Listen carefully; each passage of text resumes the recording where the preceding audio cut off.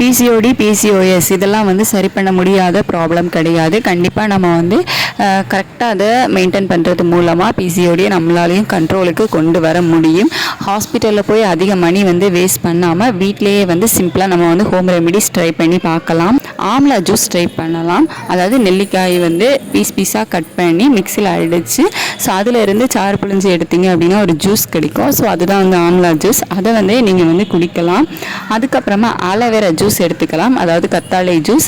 So இது பார்த்தீங்க அப்படின்னா அந்த ஜெல்லை வந்து கத்தாழைக்கு உள்ளே வந்து ஒரு ஜெல் இருக்கும். ஸோ அதை வந்து எடுத்து மிக்சியில் போட்டு அடித்து நீங்கள் வந்து குடிக்கலாம். வீக்லி வந்து ஒரு 3 days எடுத்தீங்க அப்படின்னாலே போதும். வெண்பூசணி ஜூஸ் எடுத்துக்கலாம். இதே வந்து உங்களோட பிசிஓடி ப்ராப்ளத்தையும் சரி பண்ணும், உங்களோட வெயிட் வந்து மெயின்டைன் பண்ணுறதுக்கும் ஹெல்ப் பண்ணும். ஆப்பிள் சீடர் வினிகர்.